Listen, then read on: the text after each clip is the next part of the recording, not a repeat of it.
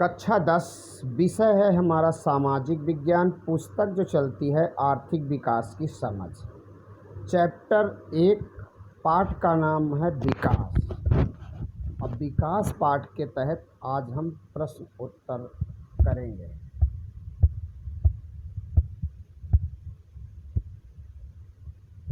पहला प्रश्न है, सामान्यतः किसी देश का विकास किस आधार पर निर्धारित किया जा सकता है? विकल्प दिए हुए हैं। का में प्रति व्यक्ति आय के आधार पर, औसत साक्षरता दर के आधार पर, गा लोगों की स्वास्थ्य स्थिति के आधार पर, उपरोक्त सभी। तो इसका आंसर होगा उपरोक्त सभी। प्रश्न नंबर 2, निम्नलिखित पड़ोसी देशों में से मानव विकास के लिहाज से किस देश की स्थिति भारत से बेहतर है? तो बांग्लादेश, श्रीलंका, नेपाल, पाकिस्तान। तो मानव विकास के लिहाज से श्रीलंका की स्थिति भारत से बेहतर है। प्रश्न नंबर 3 है, मान लीजिए कि एक देश में 4 परिवार हैं। इन परिवारों की प्रति व्यक्ति आय 5,000 है। अगर 3 परिवारों की आय क्रमशः 4,000, 7,000 और 3,000 तो चौथे परिवार की आय क्या होगी? तो जैसे 7,500, 3,000, 2,000, 6,000, तो इसमें आंसर होगा 6,000। प्रश्न नंबर 4, विश्व बैंक विभिन्न वर्गों का वर्गीकरण करने के लिए किस प्रमुख मापदंड का प्रयोग करता है? इस मापदंड की अगर कोई सीमाएं हैं तो वो सीमाएं क्या हैं? उत्तर में है, विश्व बैंक विभिन्न वर्गों का वर्गीकरण करने के लिए प्रति व्यक्ति आय का प्रयोग करता है। आय एक महत्वपूर्ण मापदंड है, लेकिन कई अर्थशास्त्रियों का मानना है कि कई अन्य मापदंड अधिक महत्वपूर्ण हैं। प्रति व्यक्ति आय से यह पता नहीं चलता कि उस क्षेत्र में स्वास्थ्य सेवाएं या स्कूल की सुविधा कैसी है, इसलिए हम कह सकते हैं कि प्रति व्यक्ति आय की अपनी सीमाएं हैं। 5वां प्रश्न है, विकास मापने का यूएनडीपी का मापदंड किन पहलुओं में विश्व बैंक के मापदंड से अलग है? तो उत्तर में लिखेंगे हम, विश्व बैंक का मापदंड प्रति व्यक्ति आय है, जबकि यूएनडीपी के मापदंड में प्रति व्यक्ति आय के अतिरिक्त शैक्षिक एवं स्वास्थ्य स्तर भी आते हैं, जो कि विश्व बैंक के मापदंड से अधिक बेहतर है। यूएनडीपी के स्वास्थ्य और शिक्षा से जुड़े मानक आय के साथ काफ़ी व्यापक स्तर पर विकास के माप के लिए इस्तेमाल किए जाने लगे हैं। यूएनडीपी मानव विकास रिपोर्ट इन्हीं मापदंडों के आधार पर तैयार करता है।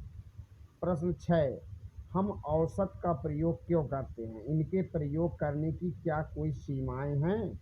विकास से जुड़े अपने उदाहरण देकर स्पष्ट कीजिए। तो उत्तर में हम लिखेंगे, विश्व बैंक विकास को मापने के लिए प्रति व्यक्ति आय का इस्तेमाल करता है, लेकिन यूएनडीपी इस काम के लिए अन्य मापदंडों का भी इस्तेमाल करता है।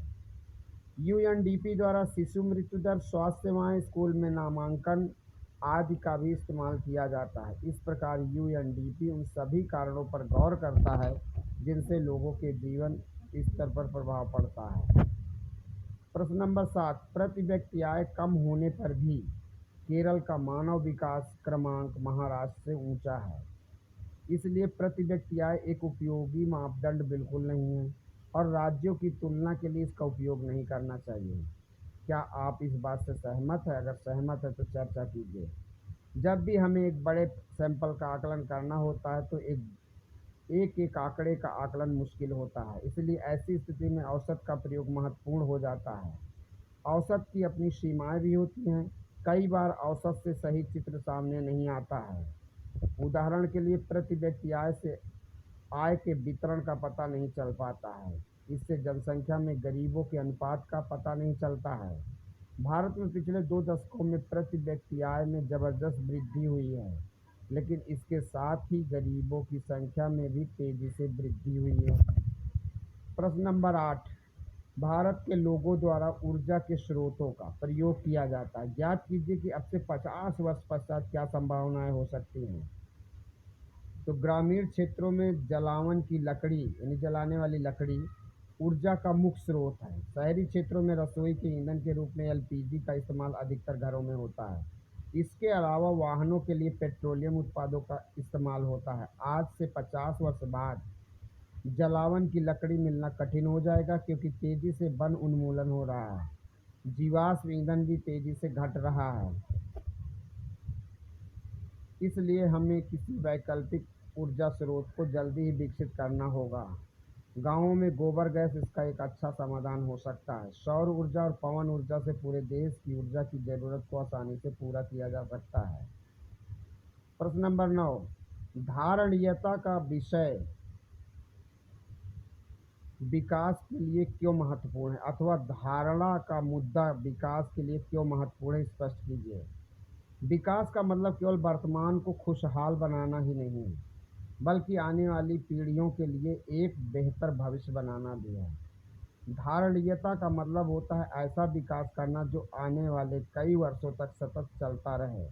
ये तभी संभव होता है जब हम संसाधन का दोहन करने की बजाय उनका विवेकपूर्ण इस्तेमाल करते हैं। प्रश्न नंबर 10, धरती के पास सब लोगों की आवश्यकताओं को पूरा करने के लिए पर्याप्त संसाधन है, लेकिन एक भी व्यक्ति के लालच को पूरा करने के लिए पर्याप्त संसाधन नहीं है। ये कथन विकास की चर्चा में कैसे प्रासंगिक है, चर्चा कीजिए। उत्तर, यह मशहूर कथन महात्मा गांधी जी का है।